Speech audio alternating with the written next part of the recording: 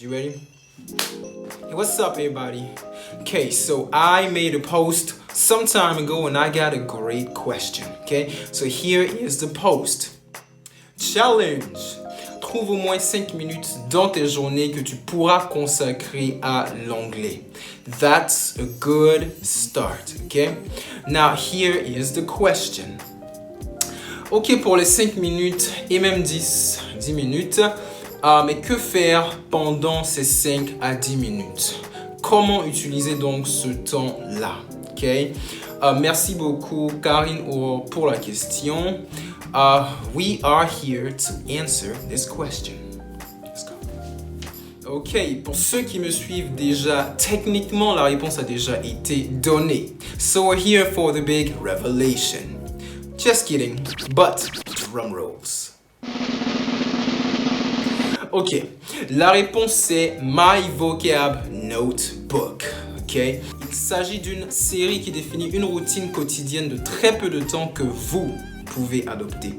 Le but c'est vraiment de vous aider à maintenir un certain contact avec la langue et la routine vous permet aussi d'évoluer à plusieurs niveaux en anglais. Pour ceux qui ne sont pas familiers avec la série My Vocab Notebook, tous les détails sont dans la description. Aujourd'hui, nous allons tacler une autre question qui est aussi importante que j'ai reçue récemment. Here is the question. Coach E, j'ai mon carnet de vocabulaire, j'ai même quelques mots qui y sont déjà inscrits et tout. Et maintenant, je me demande où trouver les mots et expressions pour le remplir. That's another great question. 3 sources de mots et expressions pour My Vocab Notebook. Okay? Récemment, comme ça, dans un post, j'expliquais qu'un bilingue, c'est quelqu'un qui a traduit la majorité de son français en anglais et qui a créé vraiment des associations assez fortes entre les deux langues. Donc, l'objectif, c'est vraiment de traduire notre français en anglais. Donc, la première source de mots et expressions, c'est nos paroles et nos pensées. Alors, à quoi ça ressemble dans la pratique? Okay? Je pense quelque chose ou je dis quelque chose et je me demande, est-ce que je sais comment on dit ça en anglais?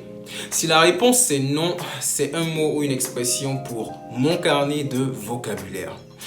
La réalité aussi c'est que beaucoup d'entre nous n'ont pas ce réflexe-là.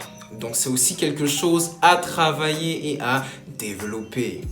La deuxième source de mots et expressions, c'est le listening. Que ce soit des vidéos, des films ou des podcasts que vous écoutez par-ci, par-là, ça marche. Et la troisième source de mots et expressions, c'est le reading. Ok, quelques recommandations pour ces deux dernières sources. Pour ceux qui ne le font pas déjà et qui y sont intéressés, take it easy. Okay?